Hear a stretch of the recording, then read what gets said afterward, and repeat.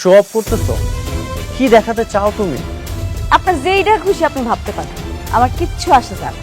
এভাবে তোমার শত্রুর সঙ্গে মিলে তোমার স্ত্রী তোমার ক্ষতি করলো। তোর বউ না তোর ভালো চায় না, এই বিষয়টা না আমার কাছে কত যে আনন্দ লাগতেছে।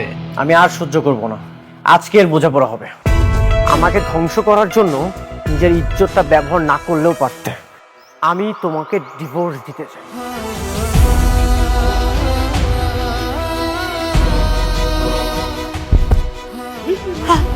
নতুন মেহমান আসতে চলেছে, আপনি মা হতে চলেছেন।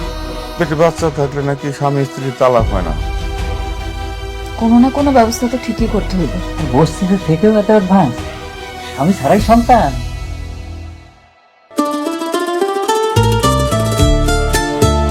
এটা তো খুব সুন্দর।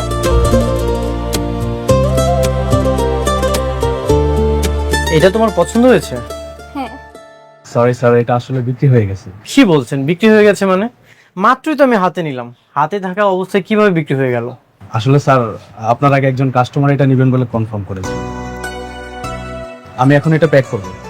এটা কত টাকায় সেল করেছেন? শাড়িটার দাম 2000 টাকা। 2000 টাকা? ঠিক আছে, আমি আপনাকে 10,000 টাকা দিচ্ছি। দেখেন, এটা আমার ওয়াইফ পছন্দ করেছে, যে কোনো মূল্যেই হোক এটা আমি নিতে চাই। আসলে স্যার, সবকিছু তো টাকা দিয়ে কেনা যায় না, তাছাড়া এটা অন্য কাস্টমার নেবেন বলে কনফার্ম করেছে। কে নিয়েছে? ওইটা আমি নিছি।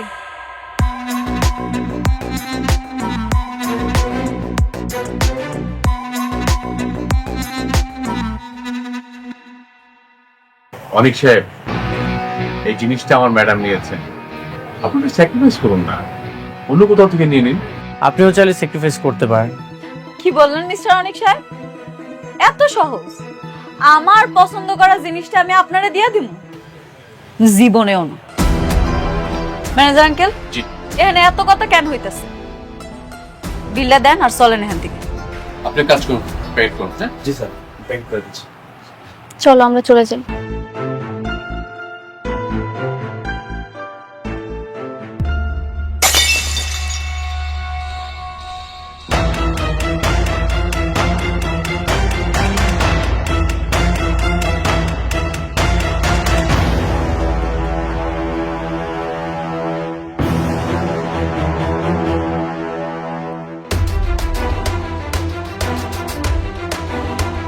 সরি, আমি আসলে বুঝতে পারিনি। আচ্ছা, এটার প্রাইস জানি কত? স্যার 2000 টাকা। ভাই, এটা রাখেন।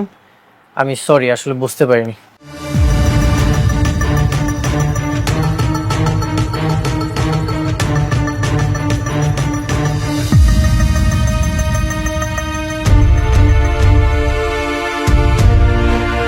চল।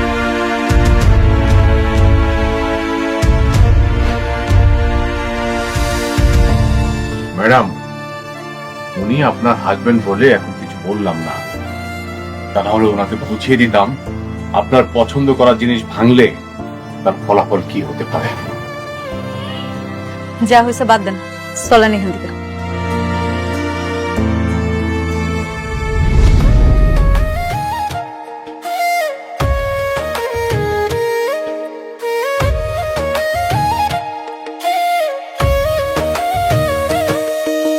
ভাগ্যগুনে পাইলাম তোমায়, ভাগ্যে তো আর রইলা না।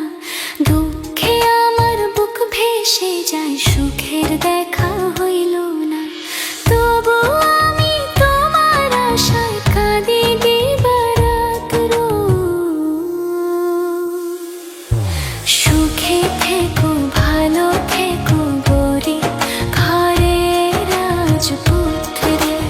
ও সুখে থেকো, ভালো থেকো গরি, ঘরে রাজপুত্রে। অনেক, তুমি কিন্তু দিন দিন অনেক হিংস্র হয়ে যাচ্ছ। তোমার মন মানসিকতা খুব বাজেভাবে পরিবর্তন হচ্ছে। কেন? তুমি ওটা তাকে দিয়ে দিলেই পারতে, সেটা আমিও নিতে পারলাম না, উনিও নিতে পারলো না। যেটা হয়েছে খুব ভালো হয়েছে। তোমার পছন্দের জিনিসটা যদি আমি দিয়ে দিতাম, তখন তুমি আমাকে বলতে প্রথম ওয়াইফ, এই জন্য আমি দিয়ে দিয়েছি, কিছুই বলিনি। আমি মোটেও এরকম মেয়ে নই। এখন তো বলতেছো, যদি নিয়ে যেত তখন ঠিকই বলতে। আসলে কি জানো, এক বউ কখনো অন্য বউকে দেখতে পারে না, তার মানে কি তুমি এখনো তাকে বউ ভাবো? আচ্ছা বাদ দাও তো, তর্কতর্কি না করি, যা হওয়ার তা তো হয়ে গেছে। আর তোমার পছন্দের জিনিসটা তো আমি অন্য কাউকে নিয়ে যেতে দেইনি। ঠিক আছে, বাদ দিলাম।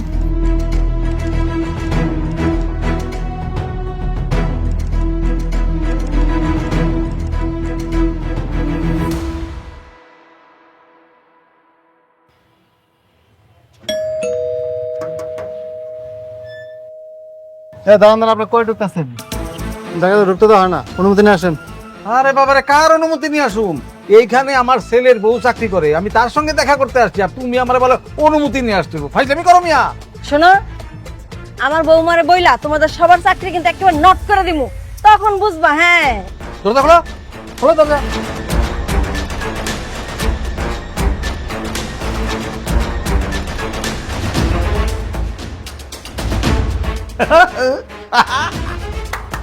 চন্দ্রমা, বসবা নাকি একবার? নরম আছে কিন্তু, আসল বস। হ্যাঁ ঠিক আছে। নিজের কিন্তু অফিসার অফিসার লাগতেছে একদম।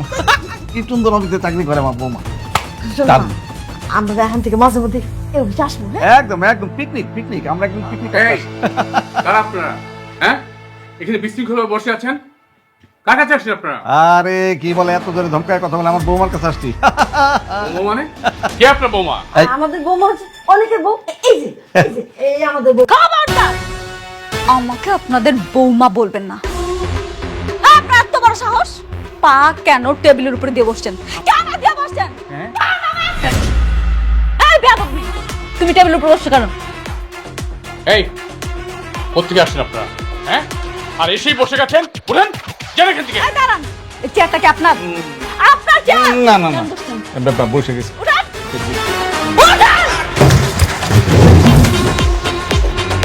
কে ঢুকতে দিচ্ছে আপনাদেরকে?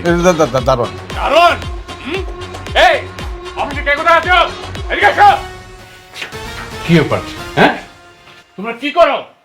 হ্যাঁ, একটা বাইরের লোক এসে বসে গেল আর তোমরা কিছুই দেখো না। ম্যাডাম, বৌমা উনি কিন্তু আমাদেরকে অনেক অপমান করতেছে, অনেক অপমান করতেছে কিন্তু। আর কতবার বলবো যে আমি আপনাদের বৌমা না? কথাটা কি কানে যাচ্ছে না? বের হয়ে যান। ভালো ভালো বলতেছি, বের হয়ে যান। কেন বের হচ্ছেন না কেন?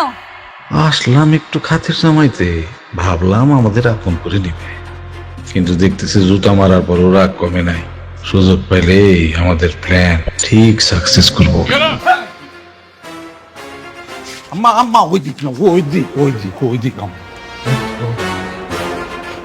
এই তোমরা কি করো? হ্যাঁ, কি করো তোমরা অফিসে? না না, ঠিক আছে, ওনাদের তো আর কোনো দোষ নেই। আপনারা যান, যার যার জায়গায় গিয়ে কাজ করেন, যান। ম্যাডাম বসুন, আপনি বসুন। Thank you manager uncle. Thank you.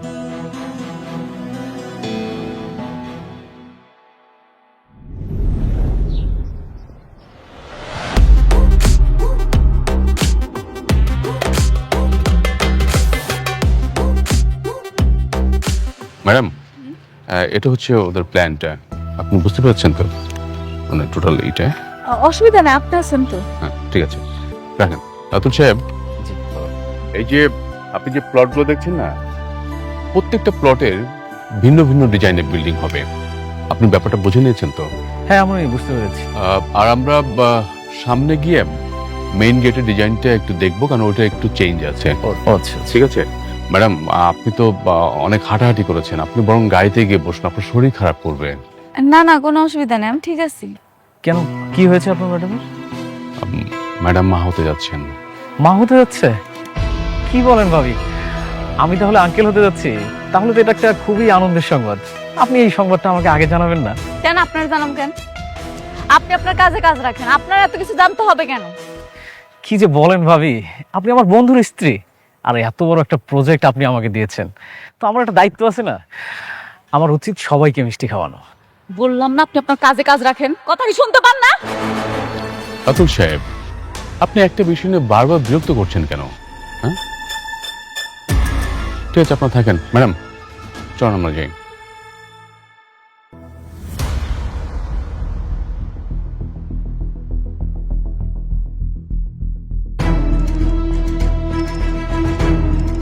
বন্ধুরে তো একটা অভিনন্দন জানাইতে হয়, যতই সম্পর্ক না থাকুক, বাচ্চা তো ঠিকই নিচ্ছে। ও মাই ফ্রেন্ড, কংগ্রাচুলেশন। কি ব্যাপার, তুই নির্লজ্জের মতো আমার বাসায় আসছিস কেন? আরে এসব কি? আরে বন্ধু, আমার শুধু শুধু রাগ করিস, এত রাগ করিস কেন বন্ধু? আমি তোর জন্য একটা সুসংবাদ পেয়েই তোর জন্য মিষ্টি নিয়ে এসেছি। আরে তুই তো আমার বন্ধু, তুই তো আমার কাছের বন্ধু, তোর একটা সুসংবাদ আর আমি তোর জন্য মিষ্টি নিয়ে আসবো না, এটা কি হয় বল? এই, তুই এখনই আমার বাসা থেকে বের হয়ে যা। দেখছেন ভাবি, ওনার সবসময় শুধু রাগ করে, অন্তত আপনি গ্রহণ করুন এই সুসংবাদের মিষ্টিটা। কিসের সুসংবাদ? আরে সুসংবাদ আপনাকে দিব, আমি কি এটা কি দাঁড়াই দাঁড়িয়ে দিব? একটু বসেন না, বসেন প্লিজ। ওহ, তুই কেমন বন্ধু বলতো? এত বড় একটা সুসংবাদ তুই আমার কাছ থেকে আড়াল রেখেছিস। ভাবি, ও তো মা হতে যাচ্ছে। কে মা হচ্ছে? কেন, তোর প্রথম স্ত্রী মেঘলা।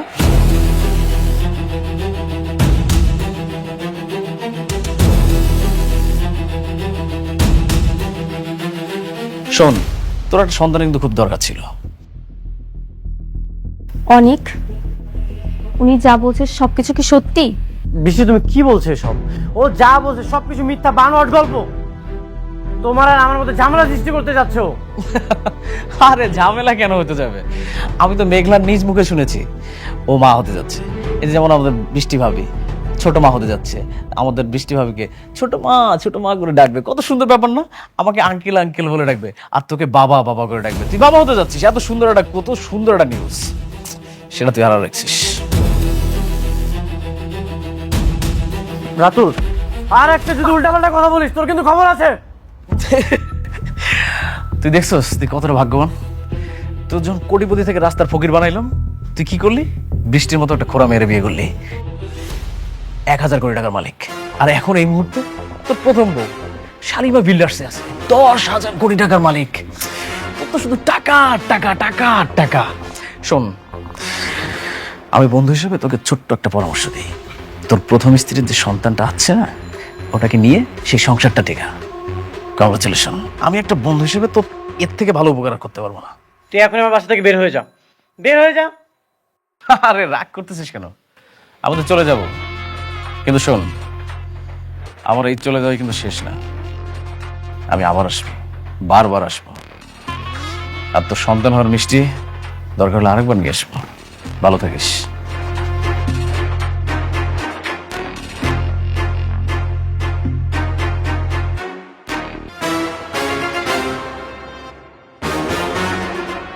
সত্যি মেঘলা প্রেগনেন্ট? আমার তো বিশ্বাসই হচ্ছে না।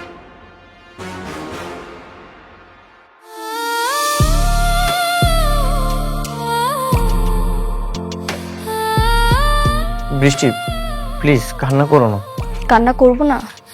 তুমি আরেক বউয়ের বাচ্চার বাবা হতে চলেছো, তো আমি এটা শুনে কি নাচানাচি করব? দেখো, রাতুল তোমাকে কি নাকি বলেছে, সেটা শুনে তুমি আমার উপর রাগ দেখাচ্ছ, এখানে মন খারাপ করে বসে আছো। আমি তোমাকে বারবার বলেছি তুমি ওকে ডিভোর্স দিয়ে দাও। তুমি কি ওকে ডিভোর্স দেবে না? হ্যাঁ, আমি তোকে ডিভোর্স দিয়ে দিব। আমি অলরেডি ওকেও বলেছি আমি ওর সাথে কোনো সম্পর্ক রাখতে চাই না। তাহলে বাচ্চার কথা এলো কেন? আর বাচ্চা যদি না হয় তাহলে রাতুল জানলো কিভাবে? সেটা তো আমারও প্রশ্ন। মেঘলা নিশ্চয়ই আমাদের সংসারে কোনো ঝামেলা করার জন্য রাতুলকে পাঠিয়েছে। আমি বিষয়টা দেখছি।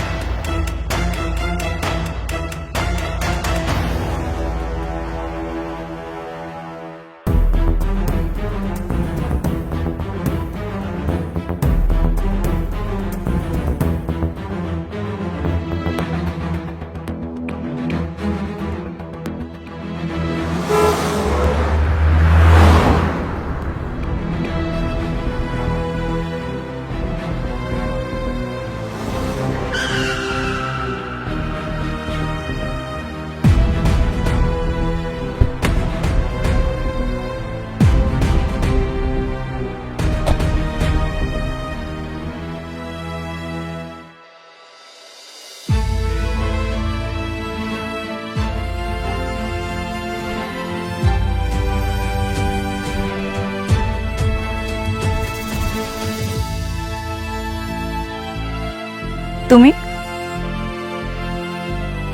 প্রতিদিন এদিক থেকে যাওয়ার সময় ভাবি এখানে আমি কখনোই আসবো না।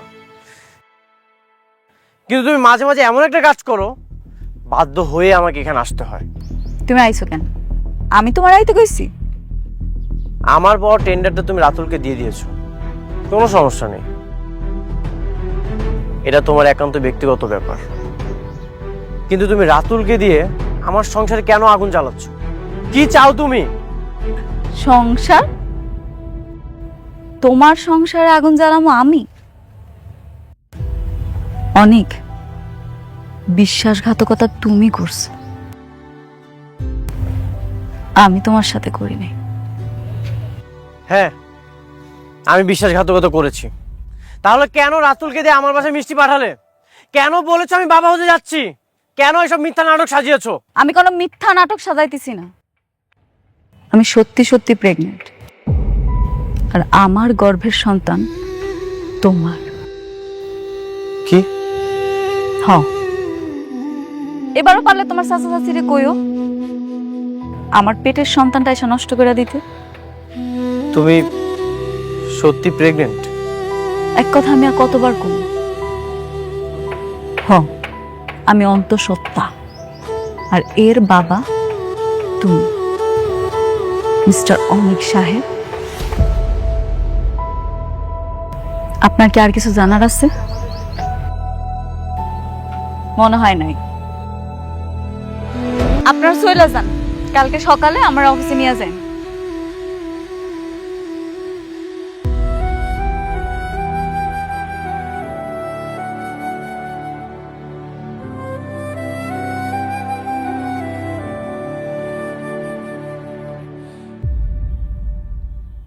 আগের বাচ্চাটারে শান্তার মা মিলা কিন্তু পেটের মধ্যেই নষ্ট করে দিছিল, কিন্তু এই বাচ্চাটার কি হবে?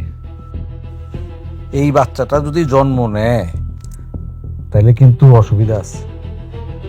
আরে তুমি বুঝতেছো না কেন? এখন তো দুজনের মধ্যে আগের মতো ভালো সম্পর্ক নাই, তাহলে খামাকে বাচ্চাটা নষ্ট করে দরকারটাই কি? বেশি বুঝো মহিলা। যদি বাচ্চা হয়ে যায়, সেই বাচ্চার কারণে যদি তার মধ্যে একটা ইন্টিমেসি বাইরে যায়, তখন কি করবা? আমার এই যে এই বাবাজির হাতে যে কাজটা আছে, সেটার কি হবে বুঝতে পারতেছো? আপনি ভালো কথা বলেছেন। সন্তানের জন্য যদি ওরা আবার দুইজন এক হয়ে যায়, আমার কাজটা যদি ও অনেককে দিয়ে দেয়, তাহলে তো আমি রাস্তার ফকির হয়ে যাবো। একদম। আর সেই জন্যই আমাদের এমন একটা প্ল্যান করতে হবে যেন তাদের মধ্যে যে সম্পর্কটা আছে, মানে খারাপ সম্পর্ক, সেটা আরো খারাপ যেন হয়, কোনোভাবে যেন ভালোর দিকে না যায়। কিন্তু সেটা কিভাবে? I have a plan. সেটার জন্য আমাদেরকে শুধু একবার অনেকের বাড়িতে যাইতে হবে। সেখানে গিয়ে কি করবেন আপনি? সেখানে যে আমরা কি করব বলার চাইতে সেইখানে যে আমরা কি করে আসলাম সেটা তোমারে বলতে চাই। তবে বাবাজি, চাচার উপরে ভরসা রাখো, আমি তোমার ভালো বই মন্দ করব না। I trust you uncle. Thank you my বয়।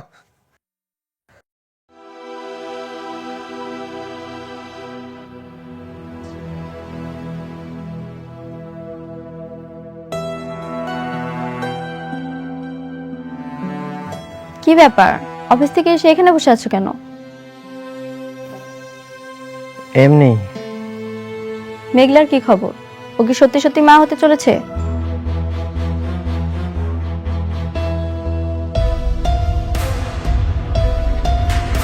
আমি না কিছুই বুঝতে পারছি না। মেঘলা বলল প্রেগনেন্ট। মেঘলা বললো ও প্রেগনেন্ট, তাই না?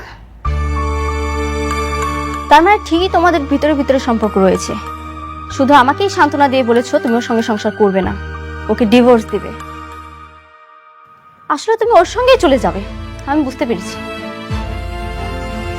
আশ্চর্য, তুমি আমাকে ভুল বুঝতেছো। মেঘলা আমাকে বলেছে ও প্রেগনেন্ট। আমার কাছে মনে হচ্ছে এই সব কিছু মিথ্যা সাজানো নাটক। এখন ও যদি ওর সন্তান নিয়ে তোমার সঙ্গে থাকতে চায়, তখন কি করবে? ও থাকতে চাইবে না। বৃষ্টি, তুমি শান্ত হও, কোনো একটা ব্যবস্থা করছি। একদম চুপ, কোনো কথা বলবে না। আসলে তুমি আমাকে ঠকাচ্ছ। দোষটা আসলে আমারই কপাল পোড়া। এই পোড়া কপালে যাই ভাবি তাই পুড়ে ছাই হয়ে যায়। বৃষ্টি, তুমি শান্ত হও। কি রে মা, কি হয়েছে? ভাগাভাগি করছিস কেন? বাবা জানো, ওর প্রথম স্ত্রী প্রেগনেন্ট। কি বলছিস? অনেক বৃষ্টি যা বলছে তা কি সত্যি? বাবা, মেঘলা বলল ও প্রেগনেন্ট। সঠিক আমি কিছু জানি না। আমি আগেই ভালো ছিলাম বাবা, সিদ্ধান্ত নিয়েছিলাম কোনোদিন বিয়ে করব না। কেন যে ওকে বিয়ে করতে গেলাম, আমার পুরো জীবনটা নষ্ট করে দিয়েছে। প্রত্যেকটা মুহূর্তে ও আমাকে ঠকাচ্ছে বাবা। না না বৃষ্টি, এসব তুমি কি বলছো? আমি তোমাকে ঠকাচ্ছি না, তুমি আমার উপর বিশ্বাস রাখতে পারো। মা, তুই মাথাটা ঠান্ডা রাখ। হ্যাঁ, আরে কোনো কিছু হবে না, আমি তো আর সাথে আছি, তাই না? মা প্লিজ একটু মাথাটা ঠান্ডা রাখা। আর অনেক, আমার মেয়ে কিন্তু তোমাকে অনেক বিশ্বাস করে, অনেক ভালোবাসে। সো আমার মেয়ে যা চাচ্ছে তুমি সেইভাবে চলবে। যদি এদিক সেদিক হয়, আমার কিন্তু ভয়ঙ্কর রূপটা তুমি দেখতে পাবে।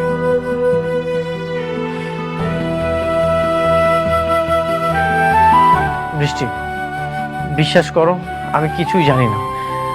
আমার সাথে অবশ্যই কোনো না কোনো চক্রান্ত হচ্ছে।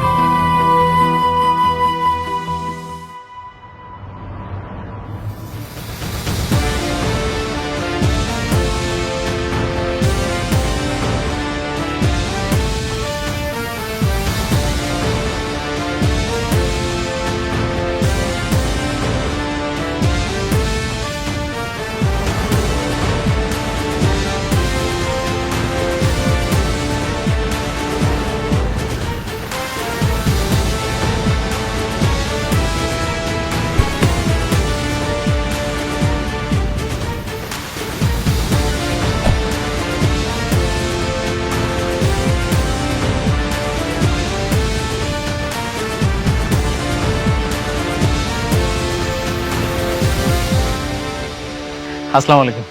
ভাবি কেমন আছেন আপনি? রাতুল সাহেব, আপনাকে ম্যাডাম ভাবি ডাকতে নিষেধ করেছেন। আপনি আজ থেকে ভাবি ডাকবেন না, ম্যাডাম ডাকবেন। ও সরি সরি। অনেকের কাছে আমি যে মা হইতে যাইতেছি, এ কথাটা কে কইছে? আমি বলছি। অনেক যতই খারাপ মানুষ হোক, কিন্তু আমার কাছে মনে হয়েছে যে হাজার হলেও তো ও আপনার সন্তানের বাবা।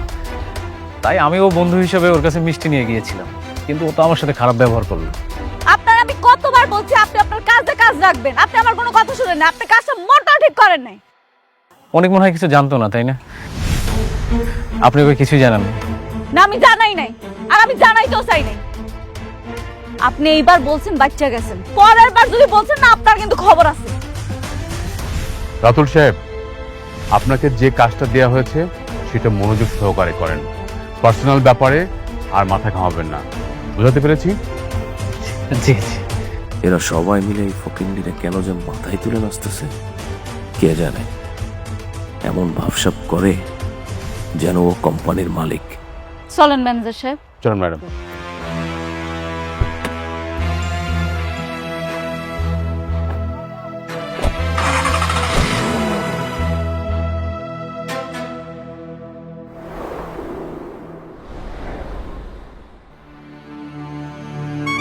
বাবা বাবা বাবা, আপনারা নির্লজ্জের মতো আমার বাসায় কেন এসেছেন? রাগ করো না, আমার রাগ করো না। মানে হয়েছে কি, আমরা কিন্তু এখানে থাকতে আসছি না। আমরা জানি যে আমরা তোমার প্রতি অনেক অন্যায় করছি, কিন্তু এবার না, অপকার না, আমরা তোমার উপকার করতে আসছি। হ্যাঁ, উপকার?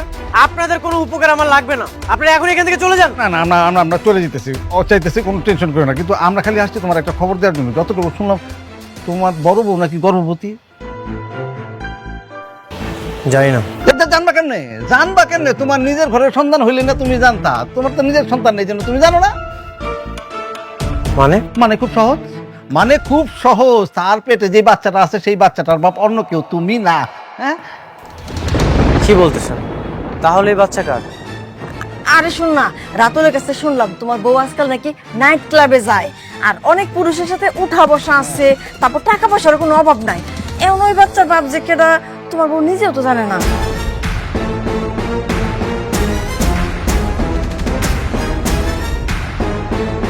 তাহলে কি মেঘলা আমাকে ধোকা দিচ্ছে? অবশ্যই অবশ্যই ধোকা দিচ্ছে। কান নাকার পাপের তোমার কান্দের উপরে চাপা দিতেছে। শোনো বাবাজি, এত বড় কোম্পানিতে চাকরি করে, অনেক ছেলেদের সাথে উঠা বসা আছে, আবার বুঝো তাহলে বাচ্চার বাপকেরা। হ্যাঁ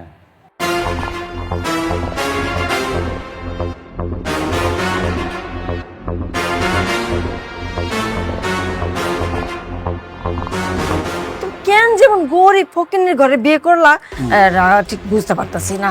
এই একটা ভালো কাজ করছো, ওরা রাইখে তুমি যার একটা বিয়ে করছো, একদম ঠিক কাজটাই করছো।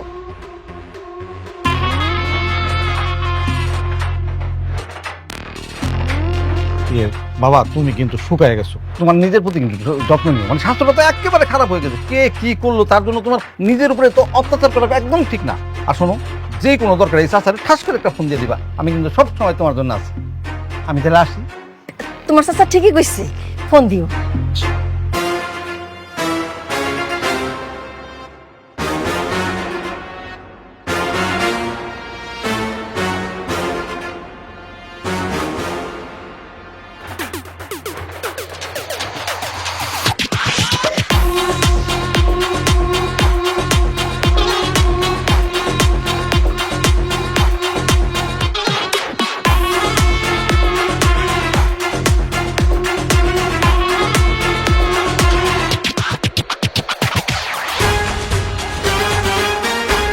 আপনার মেয়ে কোথায়?